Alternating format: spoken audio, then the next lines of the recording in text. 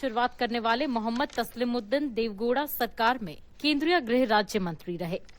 हालांकि आज उनके दोनों बेटे चुनावी मैदान में एक दूसरे के सामने खड़े हैं। 2020 विधानसभा चुनाव में भी दोनों भाई आमने सामने थे और छोटे भाई शाहनवाज आलम ने त्रिकोणीय मुकाबले में बड़े भाई सरफराज आलम को हराया था। 2020 चुनाव में सिटिंग विधायक होने के बावजूद राजद ने शाहनवाज का टिकट काटकर सरफराज पर भरोसा जताया था, लेकिन शाहनवाज ने एआईएमआईएम के टिकट पर चुनाव लड़कर त्रिकोणीय मुकाबले में राजद उम्मीदवार सरफराज आलम को पराजित किया था। हालांकि बाद में शाहनवाज राजद में शामिल हो गए। उन्हें 2024 लोकसभा चुनाव में राजद ने उम्मीदवार भी बनाया, लेकिन जीत हासिल नहीं कर पाए। कहा जाता है कि भाई के विरोध की वजह से ही शाहनवाज आलम करीब 20,000 वोटों से चुनाव हार गए। इसके बावजूद 2025 विधानसभा चुनाव में राजद ने सरफराज के बदले शाहनवाज पर ही भरोसा जताया और एक बार फिर से जोकीहाट सीट से टिकट दे दिया, जिसके बाद सरफराज ने बागी तेवर दिखाते हुए जनसुराज का दामन थाम लिया और भाई के खिलाफ मैदान में उतरने का ऐलान कर दिया।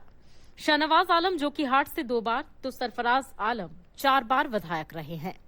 अनेकों हमने काम किए हैं, जैसे जर्जर अस्पताल हो, जर्जर प्रखंड कार्यालय हो, लंबे अरसों से जो है जोकीहाट का जो मुख्य बाजार का सड़क था उसकी जर्जर स्थिति थी। तो ये सारे काम हमारे कार्यकाल में हुआ है। हम चाहेंगे कि बाढ़ से पूर्व जो है एक स्थायी काम हो, जिससे लोगों की कटान धसान के समस्या का निदान हो।